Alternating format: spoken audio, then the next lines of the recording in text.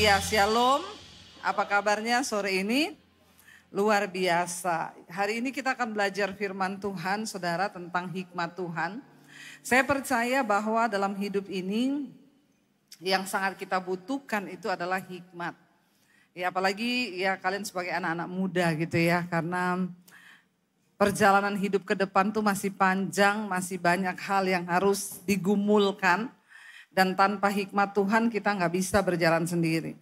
Kita buka bersama Daniel pasal yang pertama, yuk kita lihat.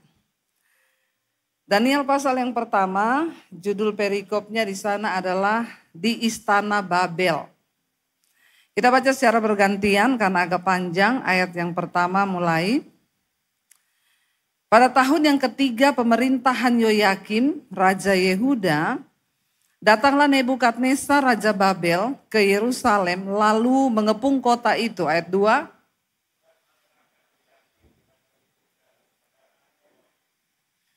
Ayat 3, lalu Raja bertitah kepada Aspenas kepala istananya untuk membawa beberapa orang Israel yang berasal dari keturunan raja dan dari kaum bangsawan. Ayat 4.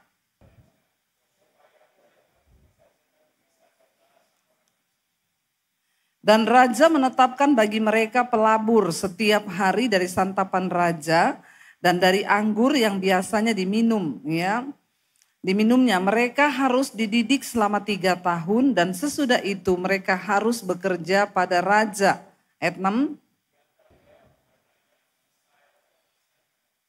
Saudara, kalau kita melihat dan membaca di sini ada satu kisah ketika pada tahun yang ketiga pemerintahan Raja Yoyakim di Israel, Nebukadnezar Raja Babel itu menyerang ke Yerusalem. Dan akhirnya Yerusalem ditaklukkan, bahkan perkakas di rumah Tuhan di bait Allah itu dibawa ke Babel untuk menjadi penyembahan berhala di rumah dewa di Babel.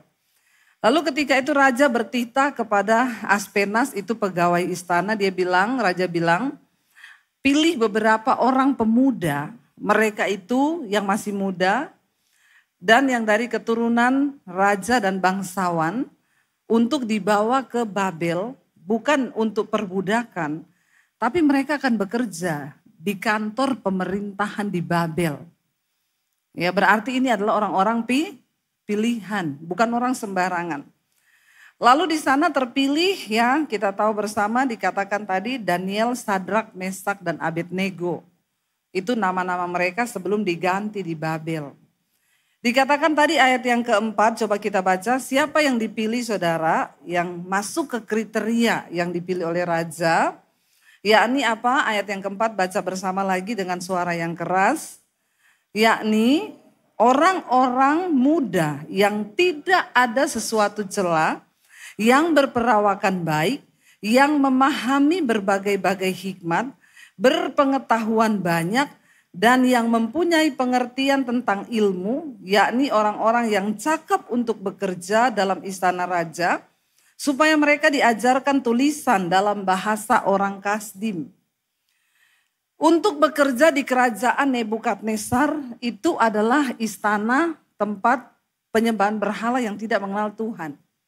Disuruh pilih orang-orang muda, yang pertama dikatakan yang tidak bercela lakunya. Dan juga yang memiliki banyak hikmat. Di masa-masa seperti sekarang ini anak muda, kalian tidak bisa hanya mengandalkan kepintaranmu, ijazahmu. Apalagi hal-hal yang menurut kita nih sekarang, oh kalau saya sekolah tinggi S1, S2, S21 kayak Samsung, S23 lah. Maka saya pasti masa depannya itu sukses. Hikmat itu gak ada hubungannya dengan pelajaran di sekolah. Hikmat itu tidak ada hubungannya dengan ijazah yang kau miliki. Di zaman sekarang teknologi yang begitu maju, ya, yang namanya AI itu saudara. Dia bisa bikin lagu loh. Jadi sekarang ya para pencipta lagu hati-hati. Kemarin suami saya coba suruh AI untuk bikin lagu rohani. Pertama keluar liriknya. Di dalam gelap engkau datang sebagai cahaya bagiku. Engkau penyelamat jiwaku. Lalu suami saya bilang, coba bikin aransemen musiknya. Keluar udah plus suara, plus lirik, plus aransemen musik. Dan itu gak kena copyright. Saudara bisa bayangkan, gila nih zaman ini sekarang. Ya, jadi kita dengan kekuatan kita sendiri, kita udah gak bisa. Apa yang kita mau andalkan? Jangan-jangan AI lebih pintar loh dari kita. Iya apa ya? Apa yang bisa membuat nilai dirimu itu berarti waktu kau punya hikmat Tuhan. Ketika Raja Nebukadnezar memilih orang-orang muda untuk bekerja di istananya, itu istana tempat penyembahan berhala loh. Tapi dia pilih orang-orang yang pertama tidak bercela. Saudara, saya percaya bahwa hikmat itu hanya ada pada Tuhan, kata firman Tuhan. Hikmat itu sesuatu yang akan kecerdasan, kebijaksanaan yang Tuhan berikan. Tidak kepada semua orang loh. Dan hanya orang-orang yang punya hikmat yang akan menjadi orang-orang yang dipilih oleh Tuhan di akhir zaman. Ya, dan bukan hanya Tuhan yang memilih, bahkan di kerajaan di Babel yang tidak mengenal Allah, bahkan itu penyembah berhala. Mereka memilih orang-orang yang punya hikmat. Jadi anak-anak muda tolong hari ini isi hidupmu dengan hikmat Tuhan. Minta hikmat Tuhan turun dalam hidupmu, karena hanya itu yang akan membedakan engkau dengan orang dunia. Amin. Enggak ada yang lain. Waktu kita ini penuh dengan hikmat Tuhan, di sana dikatakan, yakni orang-orang muda yang tidak ada sesuatu cela. Apa itu cela? Cela itu dosa, cela itu noda. Saya berdoa supaya sekalian semua anak-anak muda di sini, mari jaga hidup di dalam kekudusan. Amin. Kunci untuk kita punya hikmat Tuhan itu, kita harus berjalan dalam kekudusan tanpa cela. Kita ini orang percaya anak Tuhan. Hanya orang-orang yang hidup dalam kekudusan yang akan diberi hikmat yang berlimpah-limpah. Karena waktu kau menghormati Tuhan, maka Tuhan itu beri kita hikmat. Ya, tolong jangan pacaran dulu. Yang sudah 20 tahun pun ya jangan terlalu ngebet ya. Maksudnya kalau memang belum yakin, ya kalau saya sih ngomongnya mending lama berdoa. Ya, lama berdoa. Kalau sudah yakin itu jodoh baru menikah. Ya, daripada ya itu tadi salah nanti, karena banyak sekarang orang menikah itu bukan karena dari Tuhan. Kenapa terjadi banyak perceraian? Karena orang menikah itu bukan jodoh dari Tuhan. Ada yang pacaran sudah terlanjur melakukan hubungan seks. Ya, lalu dia pikir, ya saya kan sudah terlanjur, daripada terlanjur ya sama siapa lagi saya mau nikah. Akhirnya terjadi hubungan yang begitu. Kenapa banyak tingkat perceraian? Yaitu karena banyak hubungan yang bukan didasari oleh rasa takut akan Tuhan. Jangan ya, karena aduh hari gini orang lihat apa tuh bebas, setan itu ada di mana-mana. Nah kalian pacaran, ya pasti ada dagingnya dong di dalamnya. Namanya orang pacaran, dua orang yang berbeda jenis. Ya tadinya deket-deketan, pegangan tangan, lama-lama mulai naik. Ya ini terjadi sekarang, jangan ya nak ya, jangan. Lebih baik jangan ya. Jaga kekudusan. Yang dipilih dari Yerusalem pada waktu itu dipilih anak-anak muda yang tidak ada suatu cela. Hanya orang-orang yang hidup dalam kekudusan, yang takut akan Tuhan, yang akan diberi hikmat Tuhan. Dan dikatakan di sana yang memiliki berbagai-bagai hikmat. Karena kalau orang itu gak takut Tuhan, tidak mungkin dia punya hikmat. Hanya orang yang takut Tuhan yang akan punya hikmat. Dulu saya sebelum bertobat, saya kalau pilih cowok, yang pertama yang berkepribadian. Rumah pribadi, mobil pribadi, ya ATM pribadi, semua yang pribadi. Karena dulu saya pikir itulah kebahagiaan. Tapi ternyata setelah saya kenal Tuhan, wah saya baru tahu dibukakan, diberi hikmat Tuhan. Oh ternyata itu enggak benar. Karena kaya saja enggak cukup untuk memberi kebahagiaan. Tapi banyak anak muda sekarang bilang gini, kalau saya bu pilih nangis di atas Mercy daripada nangis di atas beca. Bertobat kau ya. Saya enggak mau menangis, bahagia amin. Ya ngapain menangis di atas Mercy, biar di atas Mercy kalau nangis ngapain saudara ya. Ketika saya terima Yesus, saya diberi hikmat Tuhan. Dari mana saya dapat hikmat Tuhan? Dari firman Tuhan. Waktu kau banyak bergaul dengan firman Tuhan, baca firman, siapa yang tiap hari baca Alkitab? Angkat tangan. Ya, yang tiap hari baca Alkitab. Nah ini kalau nggak pernah baca Alkitab mau dapat hikmat dari mana? Ya, nggak ada hikmat di tempat yang lain. Hikmat itu hanya datang dari Tuhan.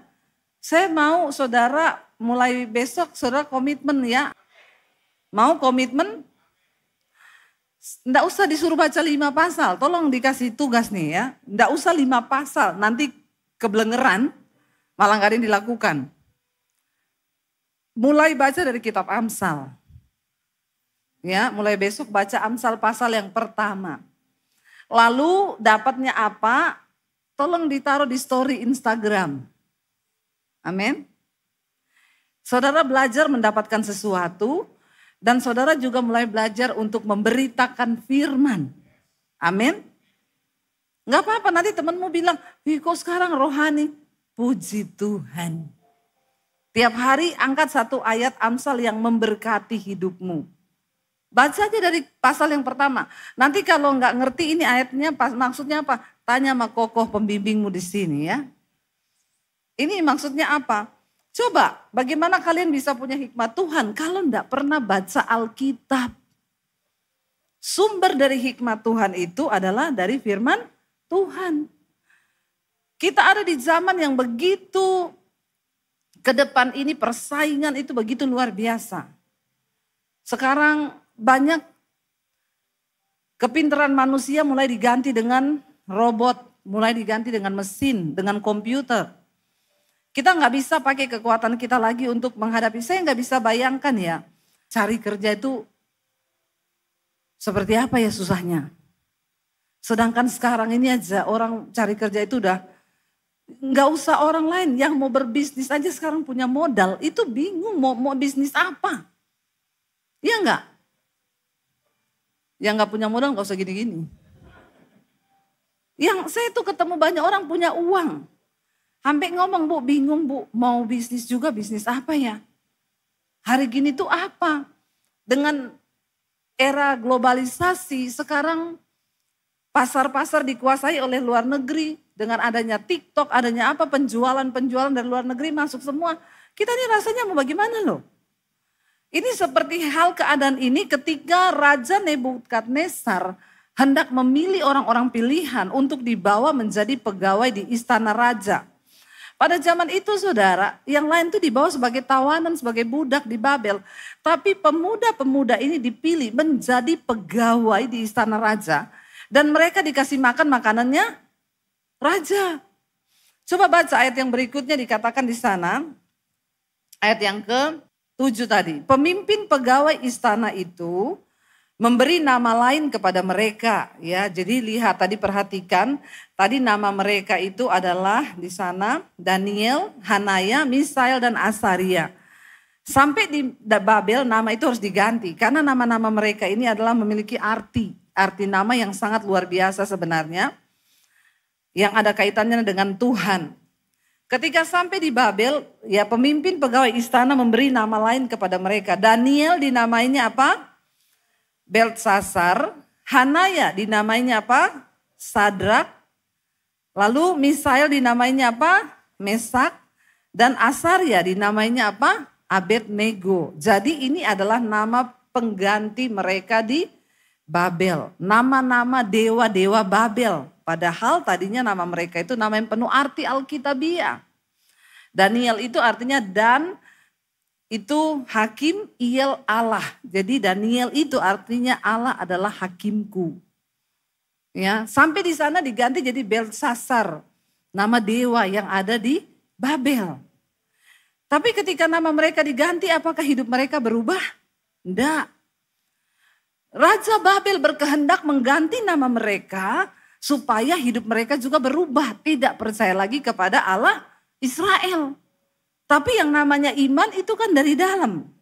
Waktu orang penuh hikmat Tuhan, hidup dalam kekudusan, takut akan Allah, mereka tidak bisa digoncangkan saudara.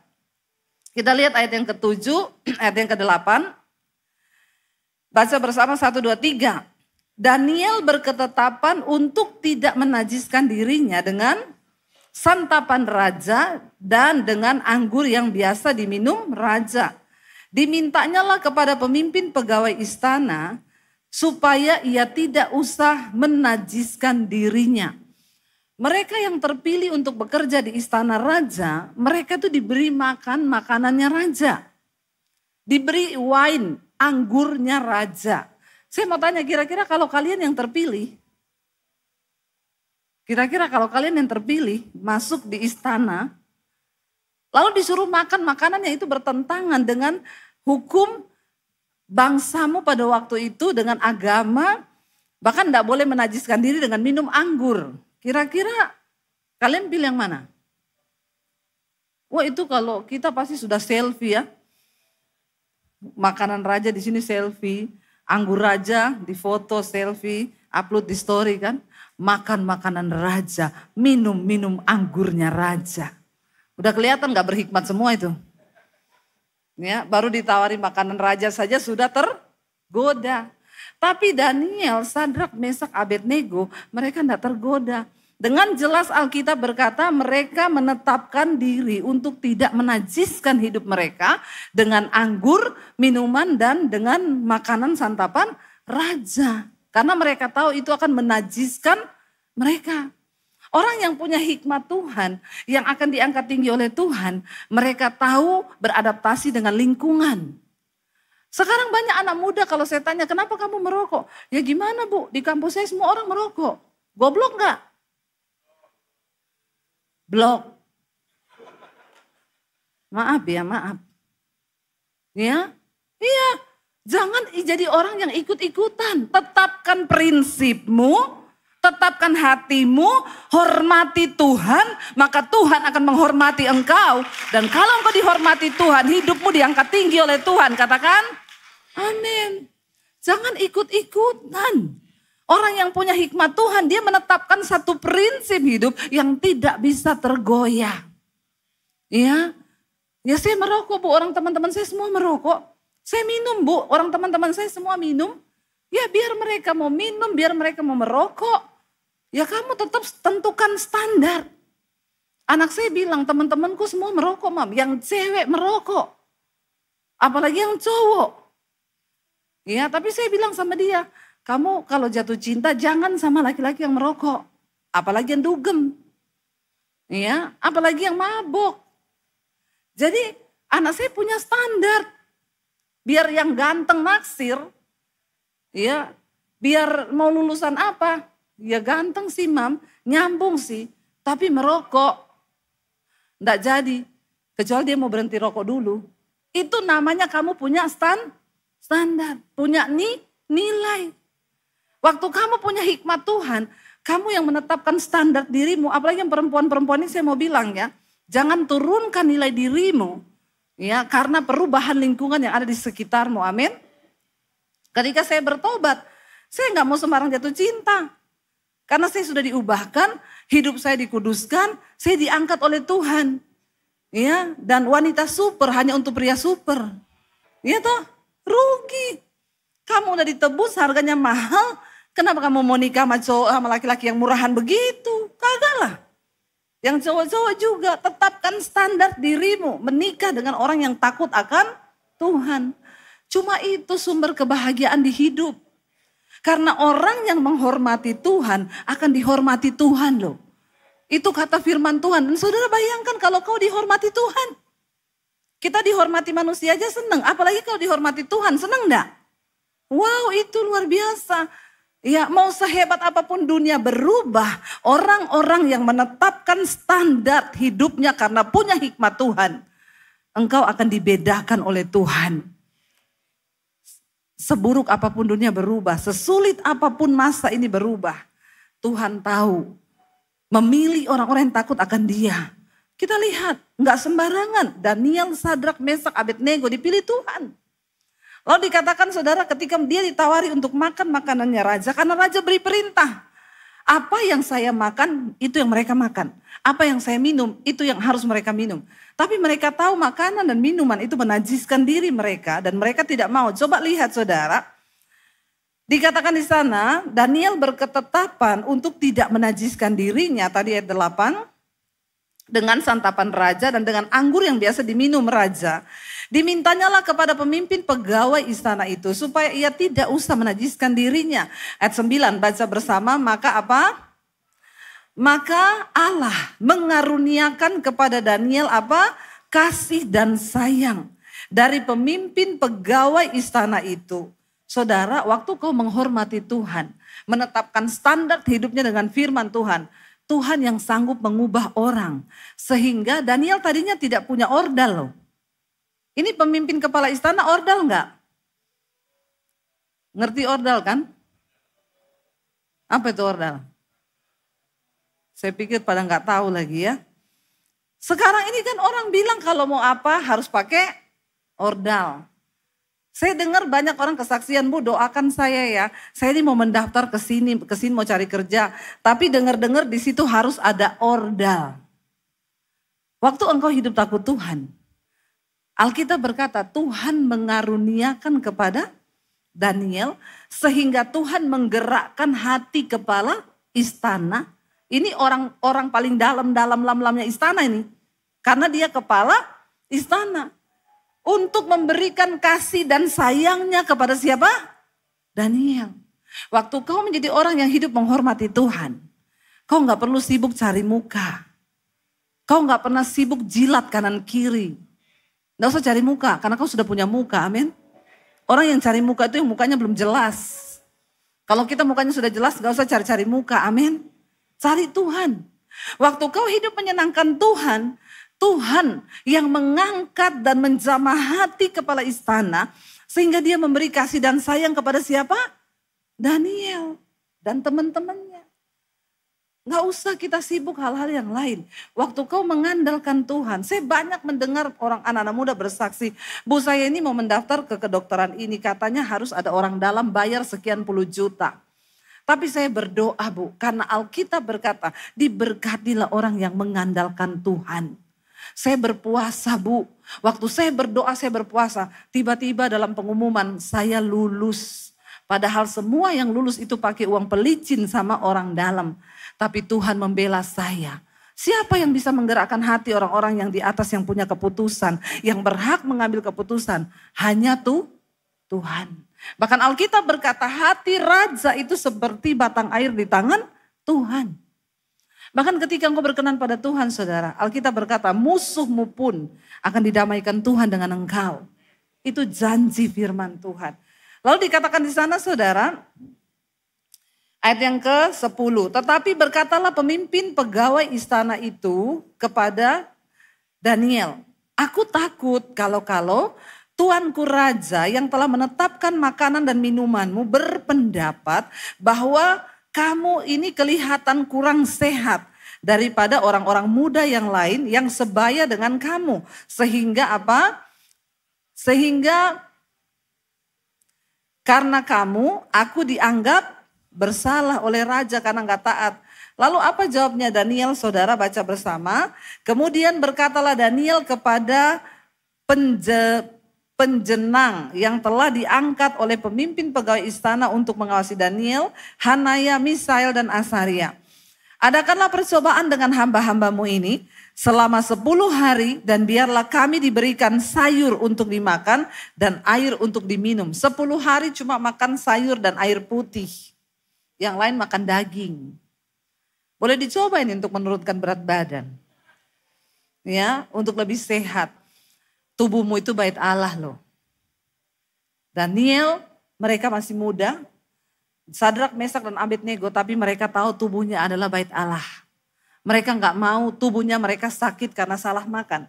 Anak-anak sekarang, ya tiap hari minum boba, tiap hari minum apa itu segala macam itu yang bergula-gula. Maaf ya, sekarang ini rumah sakit dipenuhi oleh anak-anak muda, umur belasan sampai 20-an. Diabetes, ya gagal ginjal. Ponakan saya umur 21 tahun, tiba-tiba enggak bisa bangun pagi, kena stroke. 2 kali operasi otak dibuka otaknya sampai sekarang lumpuh. Kenapa? Makanannya yang manis-manis semua dia makan. Hati-hati ya, kalau kau punya hikmat Tuhan, kau tahu menjaga tubuhmu, amin. Jangan banyak makan yang bergula. Sekarang itu kalian makannya Ya, makanan-makanan cepat saji, yang bertepung, yang pakai bumbu-bumbu segala macam. Ingat, tubuhmu itu bait Allah, bait Roh Kudus. Amin. Ya, sekarang anak-anak muda seumur kalian itu sudah kolesterolnya tinggi, darahnya tinggi. Hati-hati loh. Ya, perjalananmu itu masih panjang. Firman Tuhan berkata, hidup mati dikuasai oleh lidah. Jaga mulutmu. Jangan sembarangan makan. Daniel, Sadrak, Mesak, dan Abednego, mereka cuma minta sayur dan air putih. Selama 10 hari dia bilang coba bandingkan. Kita baca dikatakan di sana, disuruh bikin percobaan. Sesudah itu bandingkanlah perawakan kami dan perawakan orang-orang muda yang makan dari santapan raja. Kemudian perlakukanlah hamba-hambamu ini sesuai dengan pendapatmu. Lalu apa? Ayat 14. Didengarkannyalah permintaan mereka itu, lalu diadakan percobaan dengan mereka selama 10 hari. Setelah lewat 10 hari, ternyata apa? Perawakan mereka lebih baik dan mereka kelihatan lebih gemuk daripada semua orang muda yang telah makan dari santapan raja. Kok malah jadi gemuk ya? Padahal cuma makan sayur sama minum air loh. Maksudnya segar kali ya. Tapi ini bahasanya, ini interpretasi bahasa Indonesia ini ya. Lebih segar karena makan sayur sama minum air putih. Lalu ayat 17 berkata, kepada keempat orang muda itu, baca dengan suara nyaring, Allah memberikan pengetahuan dan kepandaian tentang berbagai-bagai tulisan dan hikmat. Sedang Daniel juga mempunyai pengertian tentang berbagai penglihatan dan mimpi. Siapa yang mau dikasih Tuhan kepintaran seperti itu? Saya mau bersaksi ya, kalau Daniel kita sudah baca di Alkitab. Saya ini cuma anak muda dulu, lulusan dari kota kecil di Sulawesi, namanya Kota Poso. Kalian boleh cari itu di peta, mudah-mudahan ketemu. Ya, siapa yang pernah dengar Kota Poso? Ada ya, yang lain tidak pernah dengar. Kemana aja?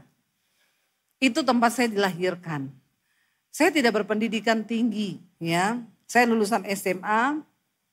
Lalu ketika saya terima Yesus, saya terima hikmat Tuhan.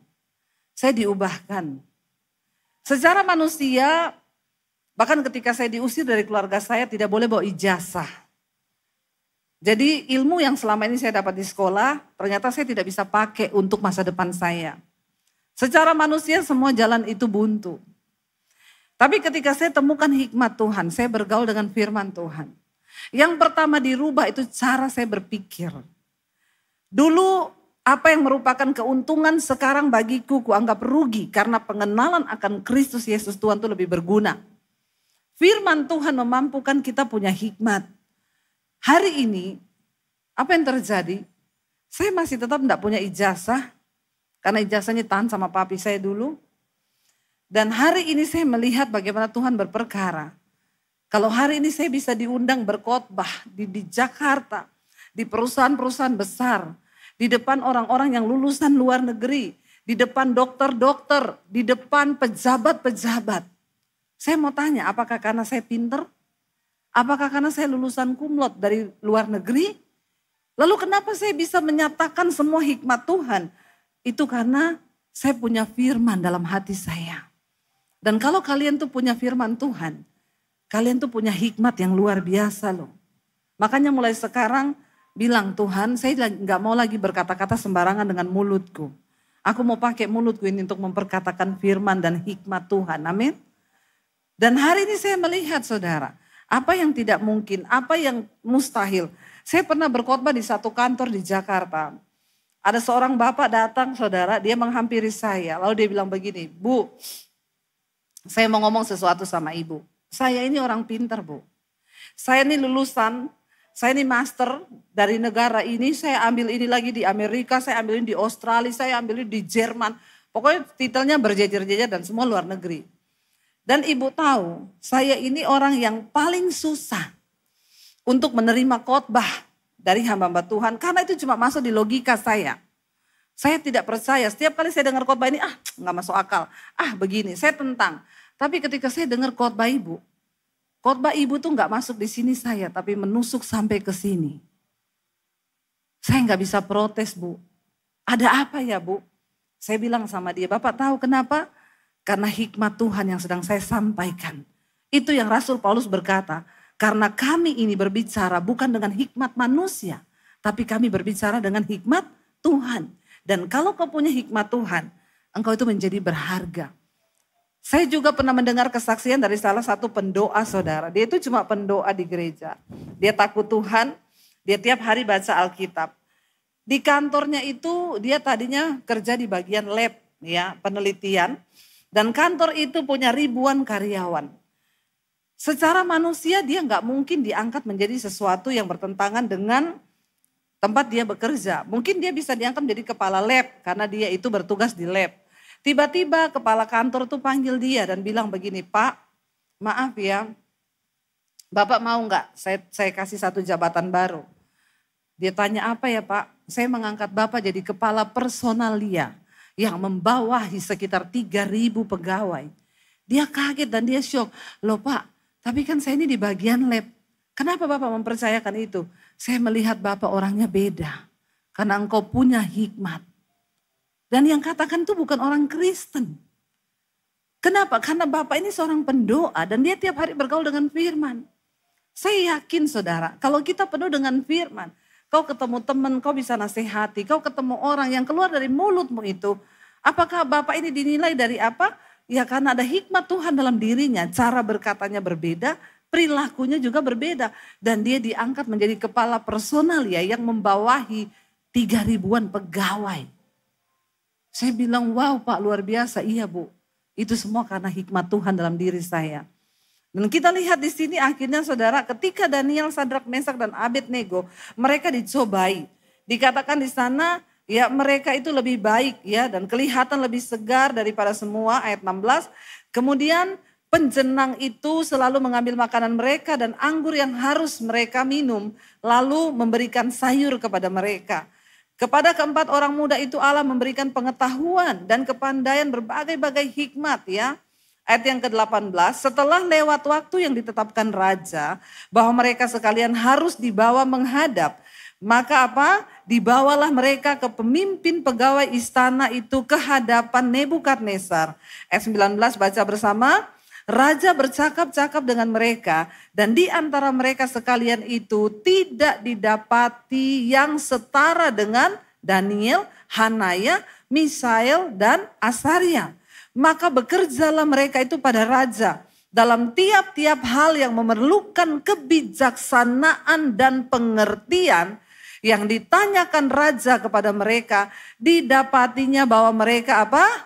10 kali lebih cerdas daripada semua orang berilmu dan semua ahli jampi di seluruh kerajaannya.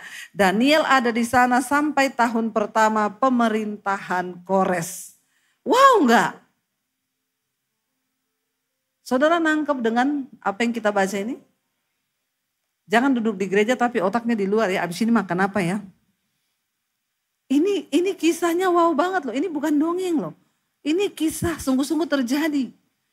Dan didapati mereka ternyata punya hikmat dan pengertian. Mereka lebih cerdas berapa kali lipat?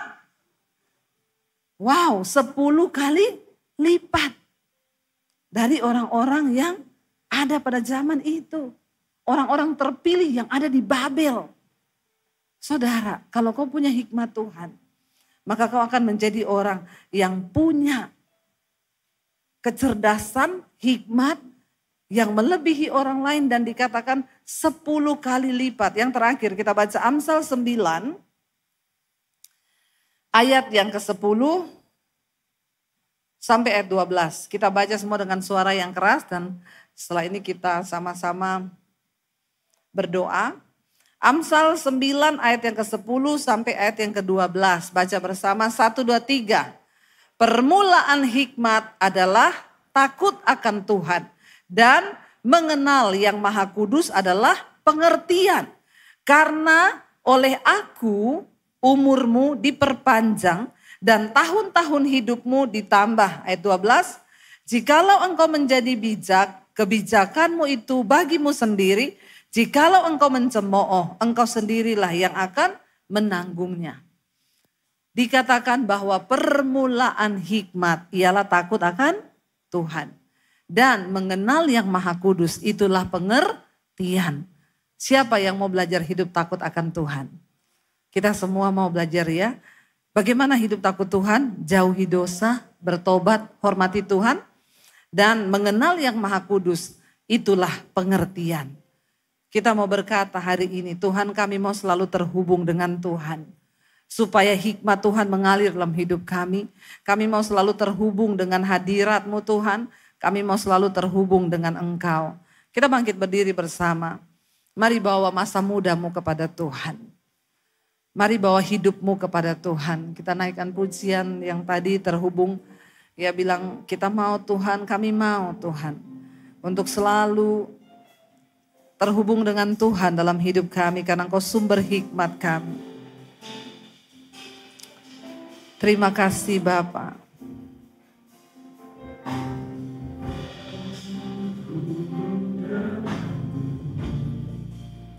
Ya Tuhan. Lu melekat di hatimu. Firman-Mu itulah dasar hidupku yang berdaulat atas terhubung denganmu. Amin, kami mau Tuhan selalu melekat di hatimu. Firman-Mu itulah dasar hidupku yang berdaulat atas ku terhubung denganmu. Angkat tanganmu pada Tuhan saudara. Selalu melekat di hatimu. Firman-Mu itulah dasar hidupku yang berdaulat atas. Lebih lagi katakan dengan sungguh-sungguh kepada Tuhan. Kami mau selalu terhubung dengan Engkau Tuhan. Ubah hidup kami, ubah masa depan kami Tuhan.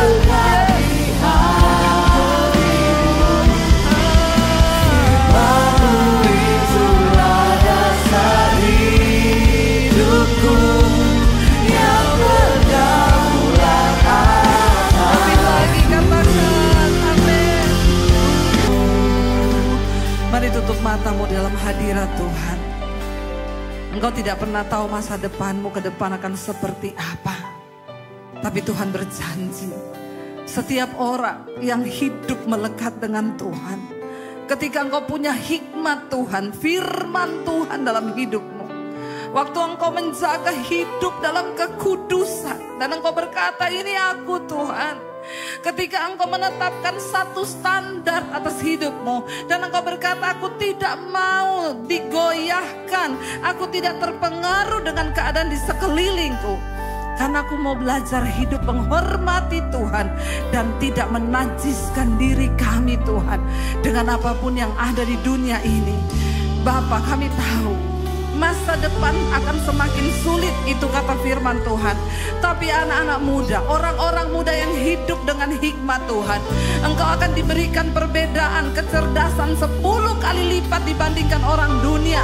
Bukan ijazah sekolahmu yang akan menentukan masa depanmu, tapi waktu engkau menghormati Tuhan, waktu engkau berkata, ini hidupku Tuhan, ini hidupku Tuhan, ampuni aku.